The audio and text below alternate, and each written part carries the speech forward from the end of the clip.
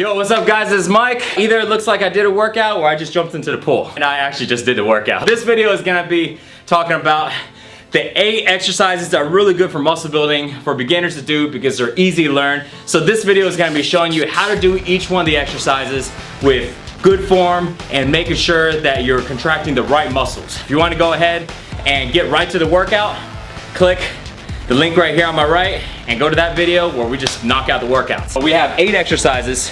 The only equipment you're gonna need is basically gonna be a pair of dumbbells, medium weight or so. Every exercise we're gonna do only 30 seconds. Okay, 30 seconds, 30 seconds, 30 seconds, and keep going. There's no rest, so take rest if you need to. If not, just keep rolling with it. We're gonna be doing 4 rounds total. When you knock through all these exercises, it equals 1 round. We're gonna repeat it 4 times. This is total body, because push-ups are working on your chest, shoulders, and triceps.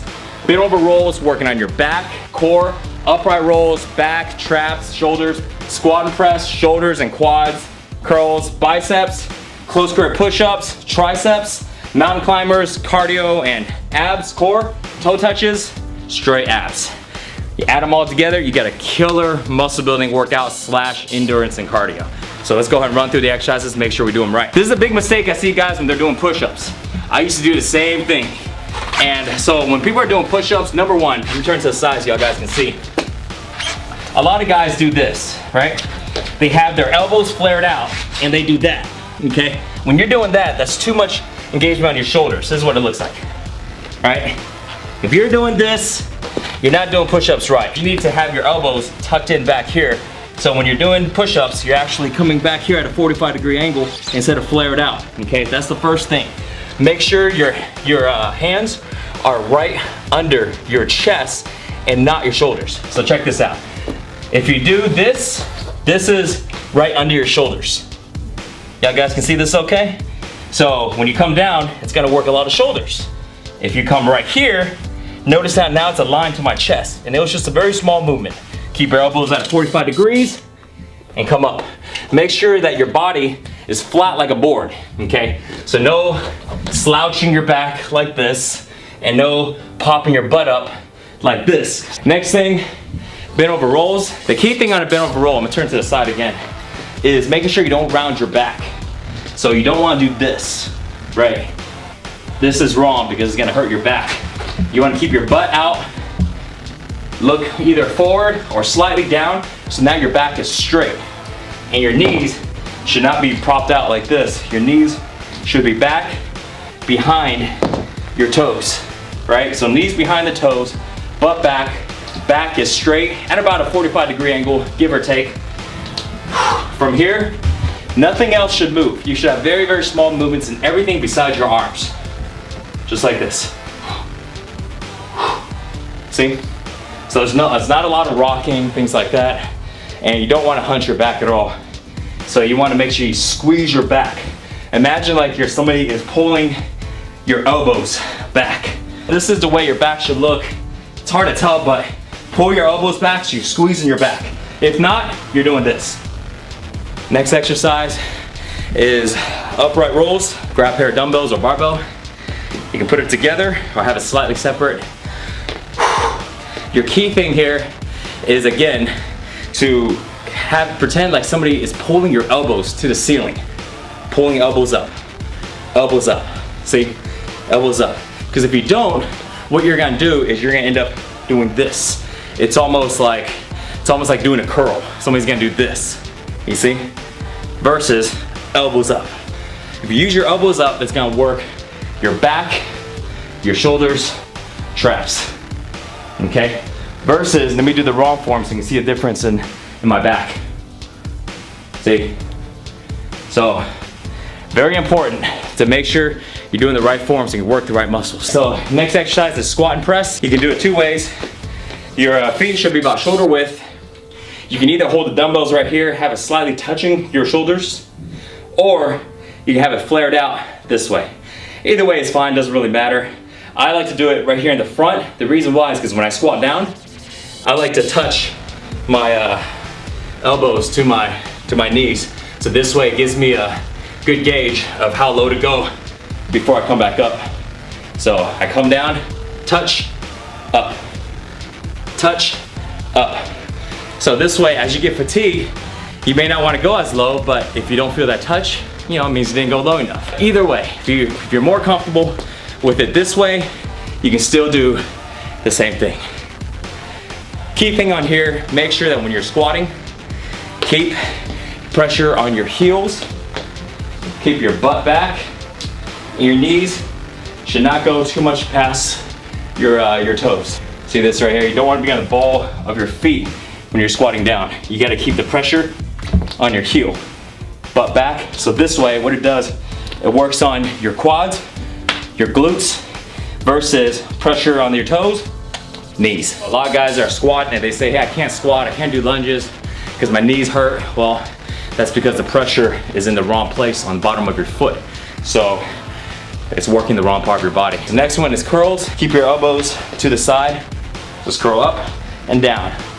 Don't tuck your elbows in, elbows back, because you're not gonna get a range of motion. It's gonna look like this, okay? Another thing on curls is making sure, if you look at my wrist, make sure your wrist is not curled in like this, okay? Because I was using too much forearms. Keep your wrist straight or even slightly back a little bit, okay?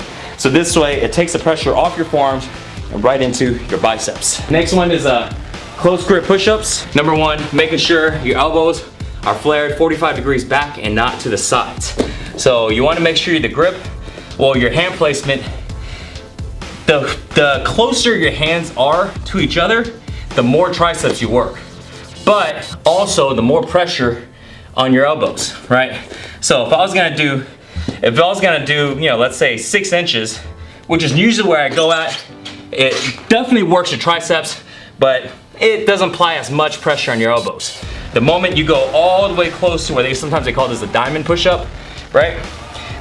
If you go all the way close, it's gonna put more pressure on your elbows, which might be fine if you have good elbows. Personally for me, they're a little tender sometimes, you know, I don't got the best joints. So that's why I keep mine separate a little bit. But what you need though is you can't have your hands farther than 6 to maybe 8 inches apart. If you have it too wide apart, you're not working enough on your triceps and you're working on your chest. As far as hand placement goes, right under your chest, same thing. So right here, so your chest, I'm gonna rest right here so y'all guys can see how if I go all the way down, my hands is right under my chest. So it's not like this, you know, something like that. You know, they say kiss the ground, you know, kiss the diamond, stuff like that. You can, but I personally don't like that because that's just too much pressure on your elbows. Okay, so we got mountain climbers and then toe touches. Mountain climbers, really easy. I'm turning to the side. Here's a tip on mountain climbers. If it's hard for you, what you're gonna naturally do, I don't even need to tell you this, you're gonna naturally lean back like this. All right, because it makes it easier. If you wanna make it harder, lean forward, right here. What it does is it engages a lot more core. The more farther you lean forward on your mountain climbers, the harder it is and the more core it works. Last one is toe touches. Real simple. Feet in the air, lay flat, hands like this, reach for your toes. Just like that. Not much to it. Reach for your toes. Make sure you're engaging your abs. One thing I'll say is try not to strain your neck.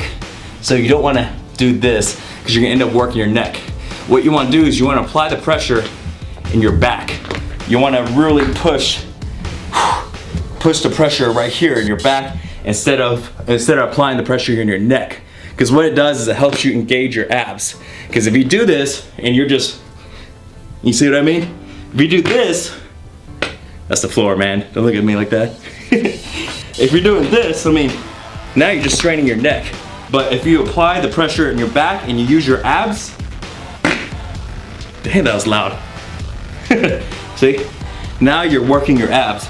So that's the key thing, is making sure, especially on toe touches, that you do it right, because if not, your neck would be just super, super sore. You probably have a very swollen neck, you know, like one of those guys with crazy veins coming out of their neck and no abs. There you go, guys. That's how you do all 8 of these exercises. Don't forget, you're gonna be doing 4 rounds of 30 seconds each. Rest as minimum as you can, and it's gonna be super, super killer. All you need is a pair of dumbbells. Now that you know how to do the workout, it's time to grab your timer and grab your dumbbells and do the workout. Now, if you wanna join me and do the workout with me, click the workout here on my right. Now for you guys that want to learn the fastest way to build muscle and get six-pack abs, click the link above to go to sixpackshortcuts.com. Thanks for watching guys, and I will see you next time. Peace.